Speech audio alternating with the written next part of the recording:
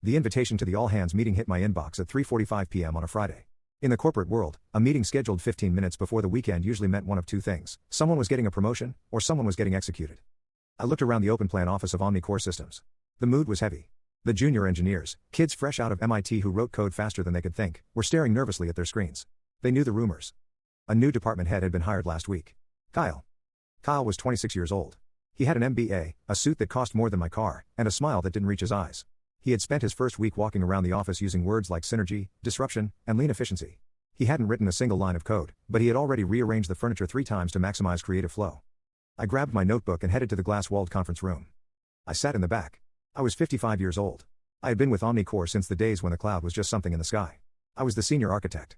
The kids called me the wizard. Kyle called me the dinosaur. Kyle walked in, 5 minutes late, holding a green smoothie. "All right, let's make this quick," Kyle said, clapping his hands.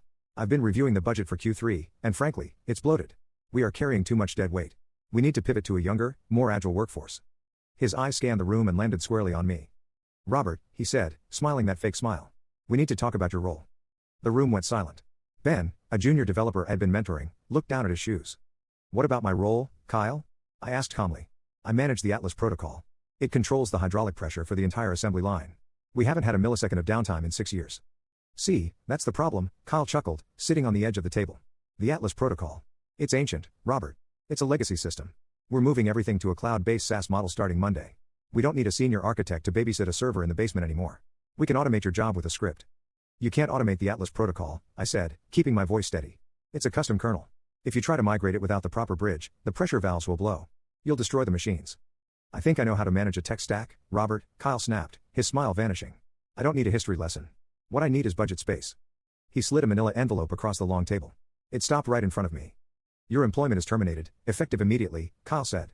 "Security will escort you out. Leave your badge and laptop. Take your personal items." I looked at the envelope. Then I looked at Kyle. "Kyle," I said softly, "are you sure you want to do this? You might want to check the licensing agreement for the software before you fire the guy who wrote it." Kyle laughed. A loud, barking sound. "We own the software, Robert. It's called work for hire. The company owns everything you created. Now take your box and go feed the pigeons. We have real work to do." I stood up slowly. My knees popped slightly in the silence. I didn't argue. I didn't beg. I didn't yell. "Okay," I said. I picked up the envelope. I turned to the team of terrified engineers. "Good luck, everyone," I said. "Keep an eye on the thermal regulators. They tend to run hot on Mondays." I walked out of the conference room. Kyle thought he had just saved the company $200,000 a year in salary. He had no idea he had just activated a ticking time bomb that was going to cost him everything. I walked to my desk to pack my things. But I wasn't just packing photos and coffee mugs. I was packing the key. My desk was an island in a sea of silence. Usually, the engineering floor was a cacophony of mechanical keyboards clacking and fans whirring. But as I unfolded the flimsy cardboard box HR had given me, you could hear a pin drop. 50 engineers were pretending to work, but I knew every single one of them was watching me out of the corner of their eye. I placed my framed photo of Helen into the box. Then my world's okayest coder mug. Then my stapler. Then, I did the only thing that actually mattered. I rolled my chair aside and knelt down behind the massive tower of my workstation. It was a custom-built rig, black steel and humming with power. Buried deep in the back, plugged into a hidden service port that hadn't been touched in 5 years, was a small, dusty black device. It looked like a standard USB drive. It wasn't. It was a hardware security module, HSM. A physical authentication key. I reached out and gripped it. The metal was warm. "Robert?" I froze. I pulled the key out, click, and slipped it into my pocket in one smooth motion. I stood up. Ben was standing there, looking like he was about to vomit. His face was pale, and he was wringing his hands. "You can't just leave," Ben whispered, glancing nervously at Kyle's office door. "Robert, I saw the memo. Kyle wants to migrate the Atlas kernel to the AWS cloud on Monday morning. He assigned me to lead the migration." I looked at the kid. He was bright, but he wasn't ready for this. "Listen to me closely, Ben," I said, keeping my voice low. "Do not touch the migration. Call in sick on Monday. Have car trouble. Fake a fever. Just don't be the one typing at that terminal when the system realizes I'm gone." "Why?" Ben asked, his eyes widening. "What's going to happen?" "The Atlas protocol has a heartbeat," I explained. "Every 60 seconds, it pings that port I just cleared. It looks for the key. If it doesn't find it, it runs on a cache. A temporary memory." "How long is the cache?" 48 hours, I said. "It's designed to survive a weekend power outage. But Monday morning? At 8 a.m.? The cache expires." Ben swallowed hard. "And then?" "And then the system assumes it's being pirated. It locks down. The hydraulic pressure valves. They default to 0. "Oh my God," Ben whispered. "The pistons will seize." "Exactly," I patted him on the shoulder. "So, like I said, call in sick." I picked up my box. "Leaving so soon?" Kyle was leaning against the row of cubicles, sipping his smoothie. He looked at my box with a smirk. Make sure you leave the badge and the laptop, Robert. IP laws are strict. We wouldn't want to accuse you of corporate espionage. I looked at him. I could tell him right now. I could pull the key out of my pocket, wave it in his face, and explain that he just doomed the company. But I looked at his smug face. I looked at the way he treated Ben. I remembered him calling me a dinosaur. No espionage here, Kyle, I said. I pulled my ID badge off my belt. I tossed it onto the desk. It landed with a plastic clatter next to the empty computer tower. The laptop is wiped of personal data. The badge is deactivated. All yours. Excellent, Kyle said. Security will see you out. Try not to cry in the lobby, it scares the clients. I walked to the elevator. I didn't look back. I walked past the security desk. Mike, the guard who had known me for 15 years, gave me a sad nod. He buzzed the door open. I stepped out into the parking lot. The sun was shining. The air smelled of exhaust fumes and freedom. I walked to my 10-year-old Volvo and put the box in the passenger seat. I sat behind the wheel and checked my watch. 4:15 p.m., Friday. The timer had started. Inside the Omnicore server room, the Atlas protocol had just sent its first ping to the USB port. Query, key present? Response, null. Action, switch to cache mode. Remaining time, 47 hours, 59 minutes. I started the engine. Kyle had his agile workflow. He had his budget cuts. He had his youth. But I had the key. And I had a feeling that by Monday morning, the price of that key was going to go up. Significantly. I pulled out of the parking lot and headed home. I decided to stop for a nice bottle of wine. Helen and I had something to celebrate, even if she didn't know it yet. Saturday passed in a blur of relaxation. I spent the morning fixing the loose railing on my deck and the afternoon grilling steaks. Sunday was even better. I sat by the lake with my fishing rod, watching the water ripple. I didn't catch anything, but I didn't care. You seem lighter, Helen said that evening as we washed dishes. Are you sure you aren't worried about finding a new job? You're 55, Robert. The market isn't exactly kind to people our age. I dried a plate and smiled. I have a feeling my old job is going to call me back very soon, Helen. And when they do, the market rates are going to look very different. She looked at me skeptically, but she didn't push. She trusted me. Then came Monday. Black Monday. I woke up at 7:30 a.m. Usually, I'd be rushing out the door by 6 o'clock. Instead, I made coffee. Real coffee, not the instant sludge from the office break room. I sat at the kitchen table, sipping my mug, watching the clock. 7:55 a.m. Inside the Omnicore factory, the day shift was clocking in. The massive robotic arms, Unit A through Unit Z, would be powering up. The hydraulic pumps would be pressurizing. 7:59 a.m. I took a sip of coffee. 8 a.m. The 48-hour cache timer hit zero. I closed my eyes and imagined the silence. At Omnicore Systems. I learned the details later from Ben, who, smart kid that he was, had called in sick with food poisoning at 6 a.m. On the factory floor, the foreman, a big guy named Miller, hit the green start button on the main console. Usually, this was followed by the deafening roar of 24 massive pistons engaging simultaneously. Today? Nothing. Just a soft click. The robots didn't move. The conveyor belts didn't hum. The lights flickered once, then dimmed to emergency amber. What's going on? Miller shouted into his radio. Control, we have no pressure. The gauges are reading zero across the board. In the glass-walled IT booth overlooking the floor, panic was setting in. Kyle stormed into the room, spilling his latte on his expensive shoes. Why isn't the line moving? Kyle screamed at the junior techs. We have a quota. We're 10 units behind already. The system is locked, one of the techs stammered, typing furiously. It says it's waiting for authorization. Authorization? Kyle shoved the tech out of the chair. I'm the department head. I authorize it. He typed in his admin password. Access denied. He tried the root password. Access denied. It's just a glitch, Kyle muttered, sweat forming on his brow. The server is hung up. I'm going to force a hard reboot. Wait. The tech warned. The manual says never reboot during a pressure lock. The system needs to calibrate. Shut up, Kyle snapped. I know what I'm doing. He hit restart. The screens went black. The room went silent. Then, the monitors flickered back to life. But they weren't the usual soothing blue. They were a violent, solid red. A message box appeared on every single screen in the building, from the CEO's iPad to the reception desk. Critical error 403 license verification failed, hardware key missing, system status locked. What? What is that? Kyle whispered, staring at the screen. It's the DRM, the tech whispered back, horrified. Digital rights management. The software thinks we stole it. It's locked down the kernel. Fix it. Kyle yelled. Bypass it. We can't. The code is encrypted. We need the key. Where is the key? The room went silent. Everyone looked at the empty workstation in the corner. The workstation where a dusty tower used to sit. The workstation of the dinosaur they had fired on Friday. Back in my kitchen.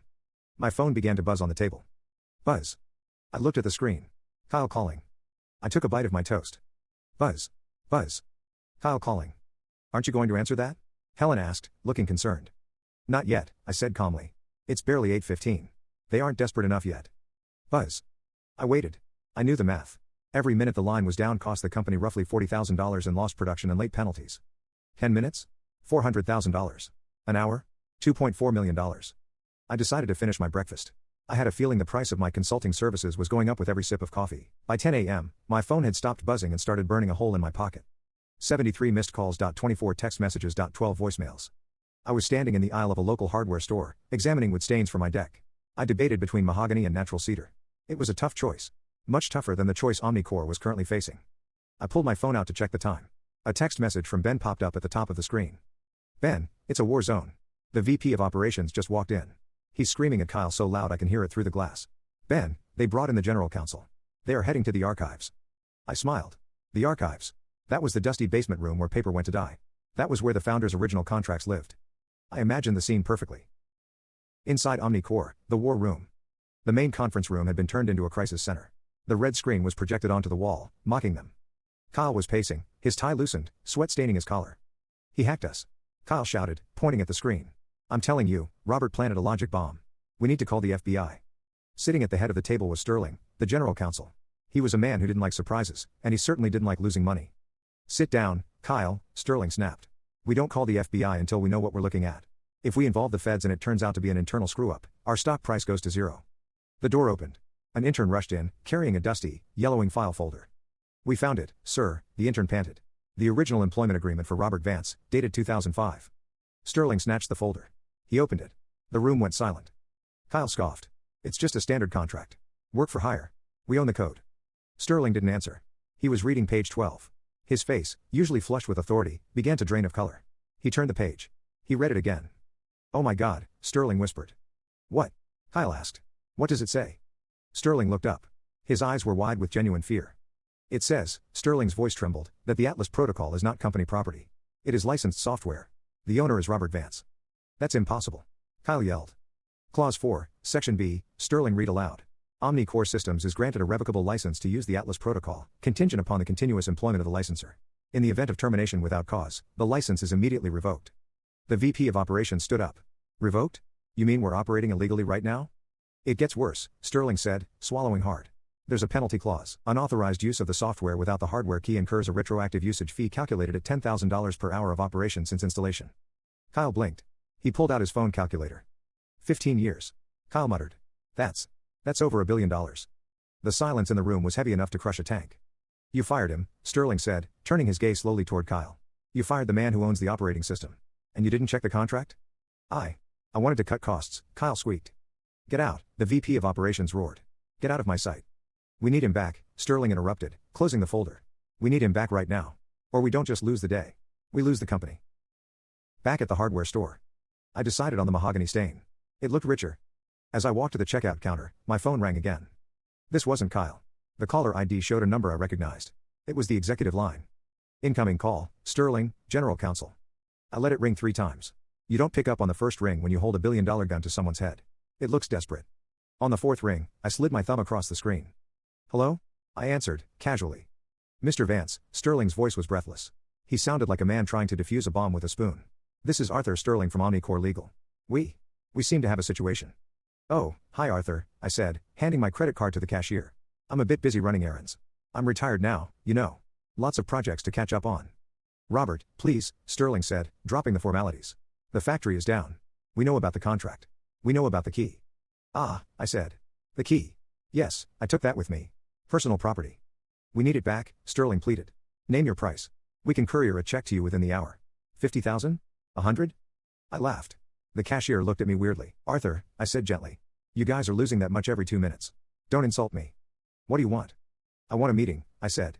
In the boardroom. In 1 hour. I want the chairperson of the board there. I want you there. And I want Kyle there. Kyle? Yes. I want him to have a front row seat. Done, Sterling said instantly.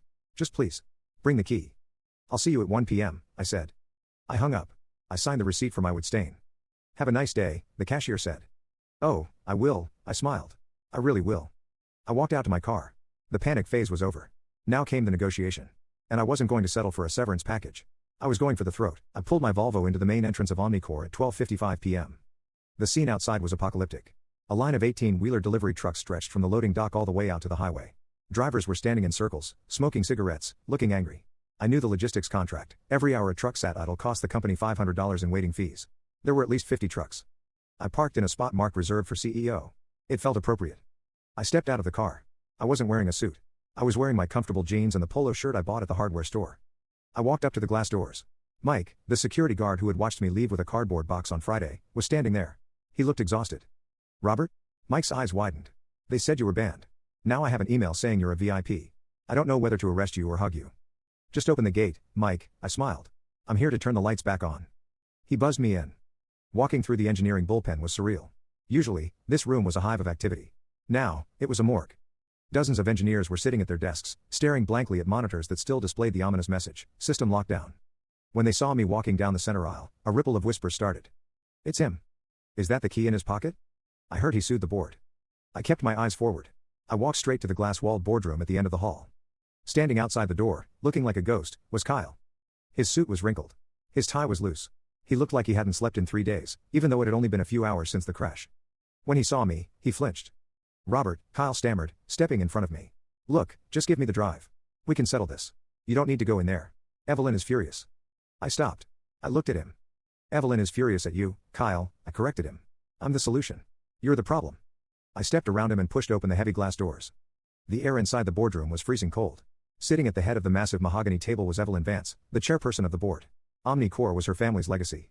She was 70 years old, sharp as a tack, and terrified of nobody. Except, apparently, me.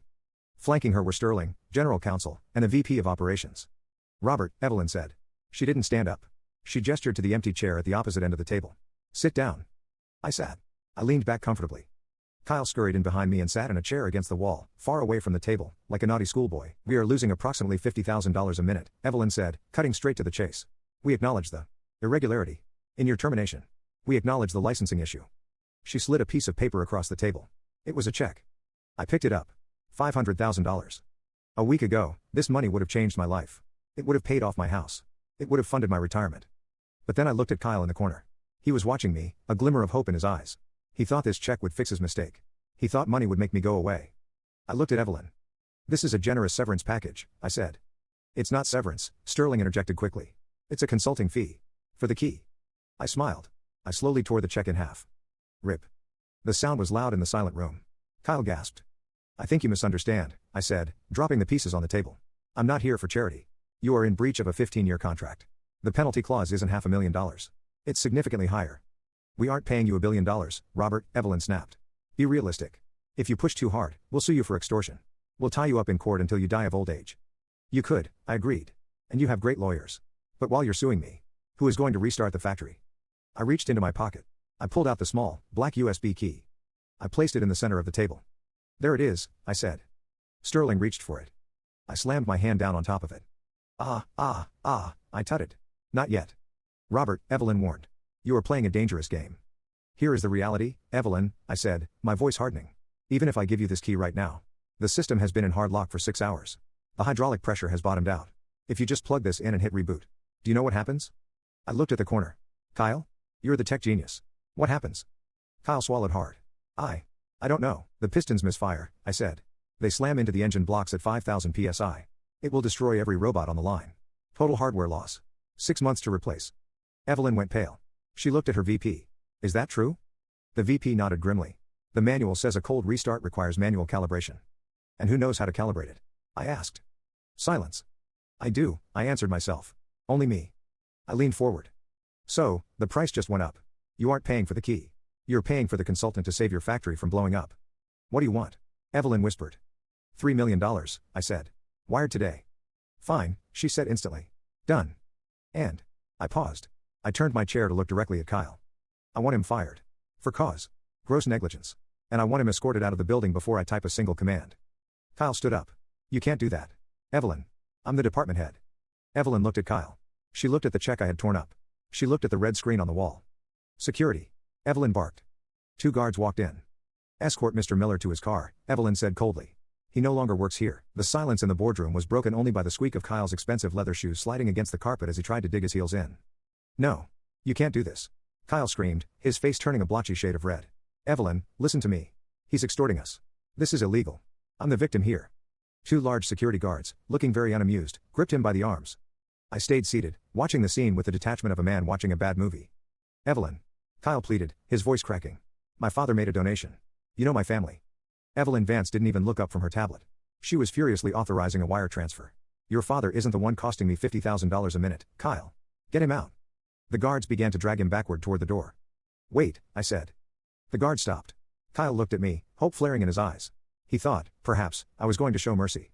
He thought I was the same soft grandpa he had bullied on Friday. I stood up and walked over to him. I reached into his jacket pocket. Kyle flinched. What are you doing? I pulled out his building access badge. The plastic ID card dangled from my fingers. Company property, I said, echoing the words he had said to me just 3 days ago. And I believe you left a half-drunk smoothie on the conference table. Don't forget to take your personal items. I nodded to the guards. He's all yours. I'll sue you. Kyle shrieked as they hauled him into the hallway. I'll ruin you, Robert. You're dead. The heavy glass doors swung shut, cutting off his tantrum. I walked back to the table and sat down. Sterling, the general counsel, looked pale. He was wiping sweat from his forehead with a handkerchief. The VP of operations was staring at the table. He's gone, Evelyn said, her voice tight. Now, the key. Fix the system. Not yet, I said calmly. Evelyn slammed her hand on the table. We had a deal. I just fired my department head for you. And I appreciate that, I said. But the deal included a wire transfer. $3 million. I just authorized it. She snapped. Then we wait, I said, crossing my arms. Banking networks can be slow. But I'm patient. Robert, Sterling pleaded. Every second we wait is another $1,000 lost. I finished his sentence. I know. It's a great motivator for the bank to process the transaction quickly. We sat there for 5 agonizing minutes. The air conditioning hummed. Sterling tapped his pen nervously. Evelyn glared at me with enough heat to melt steel. I just watched the birds flying outside the window. Buzz. My phone vibrated on the mahogany table. The sound was like a gunshot in the quiet room. I picked it up. I unlocked the screen. I opened my banking app. Notification, incoming wire transfer received. Amount, $3,000,000.000.00 status, cleared. I smiled. I turned the phone screen around so Evelyn could see it. Pleasure doing business with you, I said. I stood up and grabbed the USB key from the table. Shall we? I gestured to the door. I believe we have a factory to save. We walked out of the boardroom in a strange procession. Me in the lead, wearing jeans and a polo shirt. Behind me, the chairperson of the board, the general counsel, and a VP of operations in their expensive suits. As we walked through the engineering department, the sea of engineers parted. They watched us with wide eyes. They saw the executives trailing behind me like obedient puppies. I spotted Ben standing near the water cooler. He looked terrified. Ben, I called out. He jumped. Why yes, Robert? Come with us, I said. You're going to need to see this. You're the new lead on the Atlas project, after all. I am? Ben squeaked. You are, Evelyn confirmed grimly, not breaking stride. Come along. We reached the heavy steel door of the server room. The red light on the card reader was blinking angrily. I turned to the VP of operations. Swipe us in. He swiped his badge. The lock clicked. I pushed the door open. A blast of freezing air hit us, carrying the deafening roar of cooling fans spinning at maximum RPM. In the center of the room, the main terminal glowed with the red light of the error message. System lockdown. I walked up to the console. I didn't sit down. I stood before the machine I had built. Okay, I shouted over the noise of the fans. Everyone stand back. This is going to get loud. I looked at the USB port. This was it. The moment of truth. If I was wrong, if the hydraulic pressure had dropped too low, inserting this key might just blow the roof off the building. I took a deep breath. I inserted the key. Click. The moment the key clicked into the port, the giant screen flickered. The blood-red error message dissolved into static, replaced instantly by a stream of green text scrolling faster than the human eye could read. Greater than hardware key detected. Greater than decrypting kernel. Greater than access granted. The deafening roar of the cooling fan suddenly dropped to a low hum. The room became quiet enough to hear the executives breathing behind me. A new prompt appeared in the center of the screen, blinking innocently. System restore initiated. Restore default hydraulic pressure? Y/N. There. The VP of operations pointed at the screen. It's fixed. Just press Y. He stepped forward, reaching for the keyboard. I caught his wrist. My grip was firm. Don't, I said, my voice low but sharp. What are you doing? The VP snapped, trying to pull his hand away. It says restore. We need to get the line moving. Look at the gauge, I said, pointing to a small analog dial on the side of the server rack. It read 0 psi. The system has been dead for 7 hours, I explained, addressing Evelyn. The hydraulic fluid has cooled and settled. The pipes are cold. If you press Y, the computer will attempt to force 5,000 pounds of pressure into those pipes in under a second. I looked the VP in the eye. Do you know what happens when superheated fluid hits cold, pressurized steel at that speed? The VP shook his head, looking uncertain. It becomes a bomb, I said. The valves will blow. The pistons will shatter. You won't just lose the robots, you'll blow the roof off the assembly hall. And anyone standing near the line. Well, let's just say it won't be an open casket. Evelyn gasped, her hand going to her mouth. Oh my God. That, I said, releasing the VP's wrist, is why you paid me $3 million. Not to turn it on. But to turn it on slowly. I cracked my knuckles. Ben, I called out. The junior dev stepped forward, eyes wide. Watch this, I said. You're going to need to know this for the next power outage. I ignored the easy, YN, prompt. Instead, I opened the command line terminal. The black window popped up. I began to type. Override _safety protocols off, r _vance admin set pressure gradient, 5%. I hit enter. The floor beneath our feet shuddered. A deep, guttural groan echoed through the building walls. It sounded like a sleeping giant waking up. Sterling jumped. What was that? That, I said, typing the next command, is the sound of the pumps waking up. We're at 5%. Wait 30s increase gradient, 15%. The vibration increased. The coffee in the cup Evelyn was holding began to ripple. Is it supposed to shake like this? She asked nervously. Yes, I said, my eyes glued to the temperature readouts. We have to warm the lines. If the temp delta exceeds 10 degrees, we back off. I worked for 10 minutes straight. Typing code, checking gauges, adjusting flow rates. It was a symphony, and I was the conductor. I felt alive in a way I hadn't felt in years. Increase gradient, 50% greater than increase gradient, 75%. The humming grew louder, turning into a steady, rhythmic thrum. Thump thump. Thump thump. The heartbeat of the factory. Finally, I typed the last command. Set pressure, 100% greater than engage atlas protocol. I hit enter with a flourish. On the main screen, the command window closed. The dashboard reappeared. But this time, every indicator was a bright, solid green. System status, operational production line, active. From outside the heavy steel doors, we heard a muffled cheer go up from the engineering floor. I stepped back from the console. I pulled the USB key out of the port. It's done, I said. The VP of operations rushed to the screen, checking the output logs. We're back. Units are moving. We're building engines again. Evelyn let out a long breath she seemed to have been holding for hours. She slumped slightly against the wall. Thank you, Robert, she whispered. I turned to Ben. Did you memorize that sequence? I asked. I think so, Ben stammered. Gradient increase. Watch the temp delta. Good, I reached into my pocket and tossed him the USB key. He caught it with both hands, fumbling it like a hot potato. Keep it, I said. You're the lead architect now. Don't lose it. And for God's sake, ask for a raise. Ben looked at the key, then at me. He was beaming. I turned to Evelyn and Sterling. They were looking at me with a mix of relief and fear. I believe our business is concluded, I said. I'm officially retired. Robert, Evelyn said, straightening her jacket. If you ever want to come back. Properly. The door is open.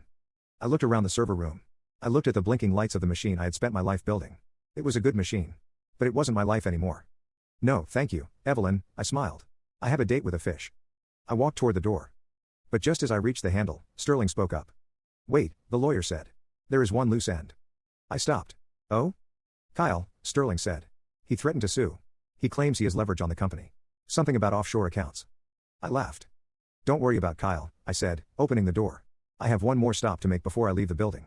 Consider it a parting gift. I walked out of the server room, leaving Ben to bask in his new glory as the savior of the engineering department. Evelyn and Sterling followed me. They seemed hesitant to let me out of their sight, perhaps afraid the machines would stop working if I left the building. You mentioned a parting gift, Sterling said as we walked down the executive hallway. Regarding Kyle. Yes, I said. Kyle mentioned he had leverage. He threatened to expose offshore accounts if you fired him. Correct? Evelyn stiffened. How do you know about that? I built the network, Evelyn, I reminded her. I see every packet of data that leaves this building. Including the encrypted emails sent from the department head's office. I stopped in front of the door labeled Kyle Miller, Director. The door was open. Inside, a cleaning crew was already packing his awards into a box. I walked in and sat at Kyle's desk. I swiped the mouse to wake up his computer. That's password protected, Sterling warned. I typed in a master override code. The screen unlocked instantly. Not anymore, I said. I opened a hidden folder on the desktop labeled Project Nimbus. You all thought Kyle wanted to migrate the Atlas protocol to the cloud because he was obsessed with modernization, I said, scrolling through a spreadsheet. You thought he fired me because I was a dinosaur standing in the way of progress. I turned the monitor so they could see it. He didn't fire me because I was old. He fired me because I was the only one who would have noticed this. Evelyn leaned in, squinting at the screen. What am I looking at? This is the vendor contract for the new cloud migration. I pointed to a line item. OmniCore was set to pay $5 million a year to a hosting provider called Nebula Tech. So? Evelyn asked. Cloud hosting is expensive. Nebula Tech, I continued, opening a browser window, was incorporated 3 weeks ago in the Cayman Islands. It has no employees. No servers. And its registered agent is. I clicked on a PDF document, a scanned incorporation form. There, at the bottom, was a signature. Kevin Miller. Who is Kevin Miller? Sterling asked. Kyle's brother, I said. Kyle was going to pay his brother's shell company $5 million of your money to host a system that doesn't exist. He wasn't modernizing the factory, Evelyn. He was looting it. The silence in the room was absolute. Evelyn's face turned a shade of purple I hadn't seen before. Kickbacks, Sterling whispered, realizing the legal implication. That's not just negligence. That's corporate fraud. Embezzlement. Exactly, I stood up from the chair. He threatened to expose your offshore accounts to distract you from his. I pulled a USB stick, a different one this time, from my pocket and plugged it into the computer. I copied the folder. I handed the stick to Sterling. Here is the paper trail. Every email, every wire transfer request, every forged invoice. You don't need to worry about him suing you for wrongful termination. I smiled. With this, you can have the FBI waiting for him when he gets home. Evelyn looked at the USB stick in Sterling's hand. Her expression shifted from fear to a cold, hard rage. Sterling, she said, her voice dropping to a dangerous whisper. Call the district attorney. Now. On it, Sterling said, practically running out of the room. Evelyn looked at me. For the first time, there was genuine respect in her eyes. Not just for my technical skills, but for saving her family's legacy from a thief. You knew this whole time? She asked. Why didn't you report him earlier? I was waiting for him to make a move, I admitted. I didn't think he'd be stupid enough to fire me before the migration. I underestimated his arrogance. We owe you more than money, Robert, Evelyn said. The $3 million cleared. I patted my pocket. We're square. I walked out of Kyle's office. I had fixed the machine. I had secured my future. And now, I had ensured that the man who called me a dinosaur would be spending the next 10 years in a cage much smaller than a cubicle. I headed for the exit. My work here was truly done. I walked out through the main glass doors of Omnicore for the last time. The sun was beginning to dip, casting long shadows across the parking lot. The line of delivery trucks was starting to move again. The hum of the factory ventilation system was back to its steady, rhythmic drone. The beast was fed, and it was happy. I reached my Volvo and tossed the cardboard box into the back seat. I wouldn't need the stapler. I wouldn't need the world's okayest coder mug. I sat in the driver's seat and rolled down the window to let in the fresh air. Just as I put the key in the ignition, the peaceful afternoon was shattered. Weep weep. Blue and red lights flashed against the glass facade of the building. 2 unmarked police sedans and a uniformed patrol car screeched into the VIP parking area, blocking the exit lane. I watched in the rearview mirror. The doors of the Omnicore lobby burst open. Kyle Miller came stumbling out, still carrying his box of personal items. He was shouting into his phone, likely trying to call his brother/accomplice. I don't care. Just move the money. They know. He stopped dead when he saw the police. 2 officers stepped out of the patrol car. A man in a suit, clearly a detective or a federal agent, stepped out of the sedan. Kyle Miller? The detective shouted. Kyle dropped his box. The plastic frame of his degree shattered on the pavement. This is a mistake. Kyle yelled, backing up against a concrete planter. I'm the director. You can't touch me. You are under arrest for wire fraud, embezzlement, and corporate espionage, the detective said, snapping a pair of handcuffs onto Kyle's wrists. It wasn't me. Kyle screamed, struggling as they pushed him toward the squad car. It was the old guy. Robert. He set me up. Arrest him. The detective didn't even look around. He shoved Kyle into the back seat and slammed the door. I put my car in drive. I rolled slowly past the police cars. As I passed the squad car, Kyle threw himself against the window, his face pressed against the glass, screaming something I couldn't hear. His eyes were wild with panic. I didn't smile. I didn't wave. I simply put on my sunglasses, turned up the radio, and merged onto the highway. It was over. 10 minutes later, my phone rang through the car's Bluetooth. Hello? Robert? It was Helen. You've been gone all day. Did the meeting go well? I laughed, feeling a weight lift off my chest that had been there for 20 years. Yes, Helen. The meeting went very well. Did you get your job back? She asked worriedly. Better, I said. I got a retirement package. A very generous one. Oh, good. So you can come home for dinner? I looked at the road signs ahead. Less than, home, lake, greater than. Actually, I said, I think I'm going to stop by the lake first. I have a date with a base that's been evading me for years. Okay, Helen chuckled. Don't stay out too late. Helen? Yes? Start looking at beach houses in Florida. Maybe something with a boat dock. Robert, can we afford that? I thought about the $3 million sitting in my account. I thought about the bonus check Sterling would probably send me just to keep quiet about the embezzlement. Yes, honey, I said. I think we can stretch the budget. I hung up. I pulled off the highway and onto the gravel road leading to the lake. The water was calm, reflecting the orange sky. I parked the car. I grabbed my fishing rod. I walked out onto the wooden dock and cast my line. Plop. The lure hit the water. Ripples spread out, creating perfect circles. I sat down on the bench. No servers. No frantic emails. No screaming managers. Just the water, the sky, and silence. My phone buzzed one last time. A text from Ben. Ben, police took Kyle. Sterling is interim director. He just gave me your old office. The big one. Ben, thank you, Robert. I typed a short reply. Me, don't thank me. Just keep the backups current. I turned off my phone. I leaned back and watched the bobber float on the surface. Retirement was going to be just fine. 6 months later. The sun in Florida hits differently than it does in the city. It's warmer, brighter, and somehow cleaner. I sat on the stern of my new 40-foot fishing boat, watching the Gulf of Mexico stretch out into infinity. The boat's name was painted in gold letters on the hull, The Consultant. Helen was sitting in a lounge chair nearby, reading a book and sipping iced tea. She looked 10 years younger. The stress lines around her eyes had vanished, replaced by a permanent tan. My tablet beeped on the table next to my tackle box. I usually ignored technology these days, but this was a scheduled notification. I picked it up. Omnicore Systems, OMNI, Q4 earnings call status, record profits. I smiled. I still owned a few shares, after all. An email popped up in my inbox. The sender was Ben_admin at Omnicore.com. I opened it. Hey Robert. I hope the fishing is good. The weather here is terrible, sleet and rain all week. You're missing nothing. Just wanted to give you the quarterly update. The Atlas protocol is running smooth as silk. I finally figured out that pressure variance issue in piston 4, turns out it was a dirty sensor, just like you taught me to check. Also, you probably saw the news, but in case you didn't, the trial ended yesterday. The jury found Kyle guilty on all counts. Fraud, embezzlement, wire fraud. The judge sentenced him to 8 years in federal prison. His brother got 5. Evelyn came down to the floor today. She asked about you. She said to tell you that the dinosaur says hello. I think that's her way of making a joke. Anyway, thanks again for everything.